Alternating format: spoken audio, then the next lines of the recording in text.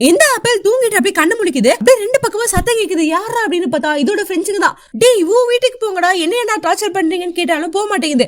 சரி நான் இங்க போறேன் அப்படின்னு வண்டி எடுத்துட்டு வெளியே கிளம்புனா நானும் உங்க கூடயே வருவேன் அப்படின்னு எங்க ரெண்டு பேரும் வண்டியில ஏறிடுறாங்க. டேய் எங்கடா போறீங்க, வாங்கடா என் கூட்டுக்கு அப்படின்னு இந்த மரம் எந்திரிச்சு 3 பேத்தையும் மரத்துல நட்ட வைக்க ட்ரை பண்ணுது. இந்த 2 பேர் மட்டும் தான் அந்த மரத்துக்கிட்ட மாட்டினாங்க. எட்ரா ஜூட் அப்படின்னு அது வண்டி ஓட்டிட்டு கிளம்பிடுச்சு. டேய் நீ எங்க போனாலும் விட மாட்டேன்டா அப்படின்னு இந்த மரமும் துரத்திட்டு இருக்கு. இந்த ஆப்பிள் வீட்டுக்குள்ள போறதுக்கு பிளான் பண்ணிச்சு. ஓ நீ அப்படி பிளான் பண்றியா, நானும் வருவேன்டா அப்படின்னு வழியா அந்த வீட்டுக்குள்ள போகுது.